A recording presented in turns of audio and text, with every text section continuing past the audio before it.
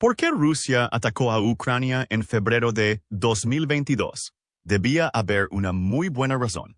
Porque había pagado un precio increíble por ello durante los últimos 2 años y medio.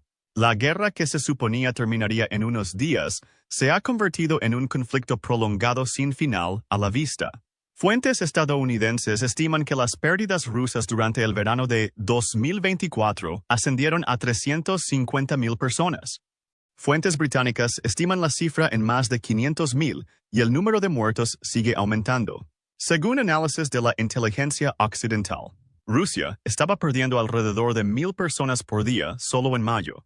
Por ahora, Rusia está reemplazando a estos desaparecidos con tasas de reclutamiento que oscilan entre 25,000 y 30,000 por mes. Sin embargo, las pérdidas materiales no pueden compensarse tan fácilmente. A mediados de julio de 2024, Rusia había perdido al menos 3,219 tanques, 9,702 otros vehículos, 283 centros de mando y control, 1,164 piezas de artillería tubular, 390 sistemas MIRS, 259 sistemas de misiles tierra-aire, 119 aviones, 138 helicópteros, 76 sistemas de radar y 83 plataformas de guerra electrónica. Fue testigo de la destrucción de la flota del Mar Negro, que provocó la pérdida de 26 barcos. Su economía también se ha visto afectada por las sanciones más extensas del mundo, más que las de Irán y Corea del Norte juntas. Como resultado, Rusia perdió gran parte de su autonomía geopolítica al volverse más dependiente de China. Desde el punto de vista económico, fuentes estadounidenses estiman que la guerra le costó a Rusia más de $1 billón. Estas pérdidas plantean la pregunta: ¿qué podría valer ese precio? ¿Por qué Putin estaba dispuesto a pagar por esto? En este video, haremos un pequeño trabajo de detective para descubrir qué lo motivó realmente a lanzar una guerra de agresión cuando lo hizo.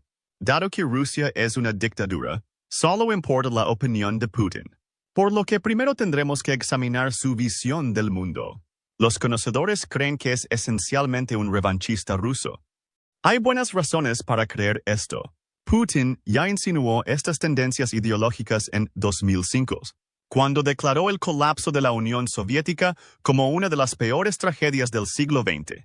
2 años más tarde, en Múnich, Putin sorprendió a los líderes mundiales con una larga diatriba contra el orden internacional posterior a la Guerra Fría, afirmando que eran Estados Unidos los que querían ser el único líder mundial. Calificó esto de desastroso y reveló que Rusia no quiere ser un socio constructivo en esta versión del orden mundial. Al año siguiente, la OTAN emitió la Declaración de Bucarest, que acordaba en principio la membresía de Ucrania y Georgia en la alianza. Sin embargo, no había un cronograma o plan de acción concreto que les permitiera lograr este objetivo, y fue un compromiso entre Estados Unidos, que quería reunirse con ambos países, y Francia y Alemania, que temían que la medida molestara a Rusia. Putin estaba en Bucarest en ese momento y trató de presionar a los líderes de la OTAN para que no permitieran que los dos países se unieran a la alianza. Estos hechos plantean la pregunta: Putin invadió Ucrania en febrero de 2022. ¿Cómo suele creerse? Principalmente porque no quería que su vecino se uniera a la OTAN. Las acciones de Putin después de la declaración de Bucarest parecen sugerir esta idea. Apenas unos meses después de este anuncio, recurrió a la fuerza cuando sus palabras fallaron. Rusia atacó a Georgia utilizando las reglas de la OTAN. La alianza no permite unirse a miembros con conflictos territoriales. La invasión de Georgia por parte de Putin, que dio lugar a los territorios separatistas en gran parte desconocidos de Abjasia y Osetia del Sur con la ayuda de una presencia militar rusa permanente, ha dejado al país en disputas territoriales que podrían llevar a la OTAN a negarle el acceso. Mientras tanto, Ucrania estaba gobernada por líderes ineficaces o prorrusos que probablemente no se habían unido a la OTAN. Pero el pueblo ucraniano estaba descontento con lo que obtuvo. En noviembre de 2013, Ucrania estalló en rebelión cuando el entonces presidente Viktor Yanukovych rechazó un acuerdo que habría acercado a Ucrania a la Unión Europea. En cambio, estaba a favor de una solución que fortaleciera los lazos económicos entre Ucrania y Rusia. Dado que la economía rusa no produce mucho de lo que la gente quiere, además de petróleo y gas natural. Esto obviamente no era del agrado de los ucranianos. No olvides esto porque será importante más adelante. La culminación de las posteriores protestas del Euromaidan fue la Revolución de la Dignidad en febrero de 2014, que derrocó al régimen prorruso de Yanukovych. Putin ahora se ha alejado de su libro de 2008 y ha apoyado a elementos separatistas en la región oriental de Donbass en Ucrania, hogar de muchos rusos étnicos y de habla rusa. Con el apoyo de Moscú, los separatistas crearon las repúblicas populares no reconocidas de Donetsk y Luhansk. Mientras tanto, Putin movilizó a sus verdes y anexó Crimea, lo que luego justificó con un referéndum caótico. Sin embargo, Putin no fue más lejos y los acuerdos de Minsk de 2015 propiciaron un alto el fuego general en esta dirección, aunque continuaron los combates esporádicos. Para Occidente, los acuerdos de Minsk fueron aceptables pero decepcionantes. Sin embargo, para Putin los acuerdos de Minsk tuvieron cierto éxito. Parecía contento con el nuevo status quo, burlándose de las limitadas sanciones derivadas de la anexión no reconocida de Crimea. Putin presentó la anexión al público ruso como su logro más importante en política exterior. Reforzó su control sobre la península con nuevas bases militares y un puente sobre el estrecho de Kerch que la conectaba con el continente ruso. Logró hacer con Ucrania lo que le hizo a Georgia en 2008, provocando nuevos conflictos territoriales y étnicos en Ucrania. En la práctica, le impidió unirse a la OTAN. Esto sugiere que la expansión de la OTAN y la perspectiva de que Kiev se una a la alianza no fue la razón principal detrás de la decisión de Putin de lanzar una invasión a gran escala de Ucrania en febrero de 2022. La expansión de la OTAN hacia el este claramente lo ha enojado, y su sugerencia de que cualquier condición para la paz en la guerra actual debe incluir una garantía de que Ucrania nunca se unirá a la alianza muestra que este es un tema importante para él. Pero esto no responde a la pregunta de por qué Putin esperó hasta 2022 para invadir Ucrania, 8 años después de su primera intervención en Ucrania. La expansión de la OTAN probablemente no era la solución.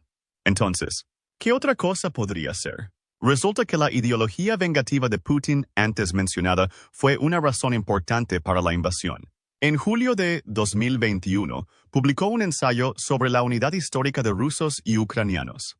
En este documento subraya que los ucranianos y los rusos constituyen una única nación, una única entidad. Sostuvo que el régimen post-Maidán de Ucrania niega esta realidad histórica e incluso alienta tales esfuerzos por parte de elementos neonazis. El documento fue una de varias pistas utilizadas por la comunidad de inteligencia estadounidense para determinar que una concentración importante de tropas rusas en la frontera este año probablemente conduciría a una invasión y no era parte de un ejercicio. A finales de 2021, Putin siguió promoviendo su ideología de represalia. En diciembre, declaró que el fin de la Unión Soviética era el fin de la Rusia histórica, que tardó 1000 años en formarse, y una tragedia humanitaria que aisló de su patria a 25 millones de rusos étnicos que vivían en los nuevos estados postsoviéticos. Estos comentarios revelaron motivaciones que iban más allá de impedir que Ucrania se uniera a la OTAN. El fin de la Unión Soviética planteó un obstáculo importante para la política exterior tradicional de Rusia, que requería la conquista de fronteras naturalmente defendibles. Dado que Rusia se extiende por la mayor parte de la llanura europea, este es un objetivo difícil de alcanzar. Esta es la razón de la rápida expansión de Rusia en el espacio euroasiático, que comenzó durante el reinado de Iván el Terrible en el siglo XVI. La influencia rusa alcanzó su punto máximo durante la Guerra Fría, cuando la Unión Soviética y sus estados satélites del Pacto de Varsovia se extendieron hacia el oeste, hasta las tierras bajas europeas y profundamente en Asia Central. Estos logros territoriales y geopolíticos se perdieron tras el colapso de la Unión Soviética. Como resultado, Rusia tenía una larga frontera, que se extendía desde el Ártico y el Báltico hasta el Mar Negro. en una vasta llanura que no podía defenderse. Se trata de una inversión de la situación que prevaleció durante la Guerra Fría. La decisión de Putin de invadir Ucrania fue en parte un intento de regresar a las fronteras anteriores a 1991, que eran más cortas y más fáciles de defender. Esto parece sugerir un poderoso motivo geopolítico detrás de la invasión, aunque también complementa el motivo ideológico. Como mencionó en julio y diciembre de 2021, Putin también lamentó la diáspora de la cultura rusa provocada por el colapso de la Unión Soviética. Putin cree en el modelo de civilización-estado global en el que las fronteras nacionales son menos importantes que los vínculos históricos, culturales y lingüísticos que pueden cruzar esas fronteras. Esta es una de las razones por las que dijo que el admirable gobierno ucraniano niega el pasado de su país. Aunque la mayoría de los historiadores han descartado las afirmaciones de su ensayo por considerarlas ahistóricas, Putin probablemente las cree. Para él, el ensayo y su afirmación de que un gobierno ucraniano de facto controlado por Occidente oprime a las personas, de herencia lingüística y cultural rusa, proporcionaron una justificación ideológica para la invasión de Ucrania, incluso si no cree en estas afirmaciones. Al menos, le proporcionan una excusa conveniente para justificar la invasión del pueblo ruso y las dificultades que soportó debido a las sanciones y la pérdida de seres queridos en la guerra. Quizás también hubo razones demográficas que empujaron a Rusia a atacar a Ucrania. En marzo de 2023, la Corte Penal Internacional emitió una orden de arresto contra Putin en relación con la expulsión y traslado ilegal de niños de los territorios ucranianos ocupados por Rusia. Como resultado, todos los Estados miembros de la CPI tienen la obligación de arrestarlo tan pronto como ponga un pie en su suelo. La decisión de Putin de emprender una reubicación de la población podría revelar una motivación demográfica más profunda detrás de la invasión.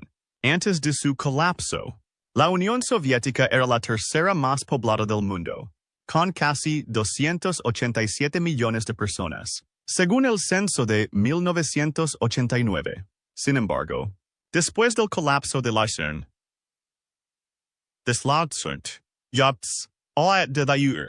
la población de Rusia era de aproximadamente 137,5 millones, o poco menos de la mitad de la población total.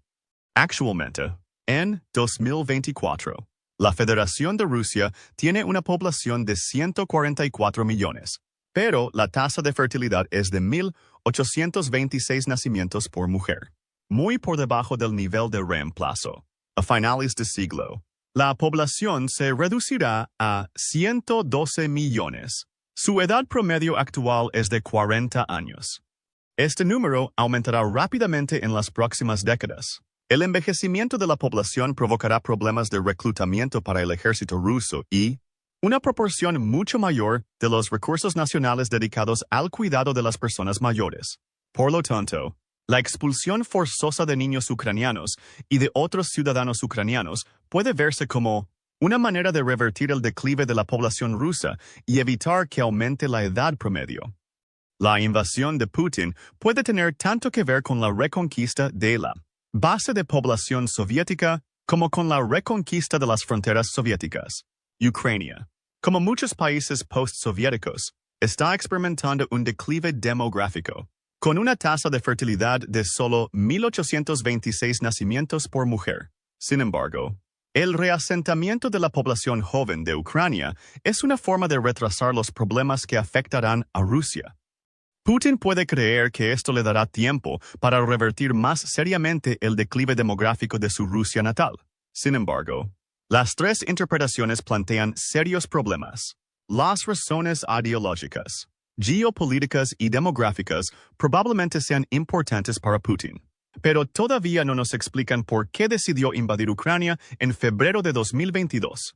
Si estas razones fueran realmente convincentes, habría tenido una ventaja mucho mayor si hubiera decidido lanzar una invasión en 2014, cuando comenzaron los problemas. El ejército ucraniano no estaba preparado para los acontecimientos de ese año. Putin ocupó fácilmente Crimea. Las fuerzas ucranianas no se desempeñaron adecuadamente durante la guerra en Donbass, por lo que en 2022, La entonces canciller alemana, Angela Merkel, describió los acuerdos de Minsk como un intento de su parte de ganar tiempo para que Ucrania fortaleciera su ejército. Esta historia y los supuestos esfuerzos de modernización de Rusia desde 2014 han dado a su país, Estados Unidos y sus aliados, la impresión de que Ucrania no sería capaz de resistir un ataque ruso. Sin embargo, a Ucrania le está yendo mucho mejor y a Rusia mucho peor de lo esperado. La idea de Merkel de ganar tiempo para fortalecer el ejército ucraniano dio sus frutos. En los años posteriores a los acuerdos de Minsk, los ucranianos recibieron armas, entrenamiento y establecieron una asociación de inteligencia con Occidente que resultó devastadora para las fuerzas rusas en el campo de batalla. El gobierno de Ucrania, posterior a Maidán, también ha tenido tiempo para fortalecer y consolidar su apoyo entre el pueblo ucraniano, que finalmente ha visto avances en el desarrollo de vínculos más fuertes con Occidente que tanto deseaba. La mayoría de estas afirmaciones fueron falsas en 2014 y 2015. El gobierno ucraniano estaba sumido en el caos y su ejército no estaba preparado. Al retrasar la invasión hasta 2022, Putin le ha dado tiempo a Ucrania para fortalecerse. Puede que en ese momento le preocuparan las sanciones y otras medidas de represalia, pero la verdad es que este retraso le dio a Rusia más tiempo para acumular reservas adicionales de divisas que le dieran un mayor colchón. Pero si su objetivo era conquistar Ucrania, desperdició la mejor oportunidad. ¿Por qué estaba realmente esperando? La respuesta puede tener más que ver con los cambios en la economía global durante la última década. Como mencionamos, Rusia es un país con abundantes recursos, pero produce pocos de los bienes demandados en todo el mundo. La industria del petróleo y salitres, soy y el casis, con diferencia, la más grande.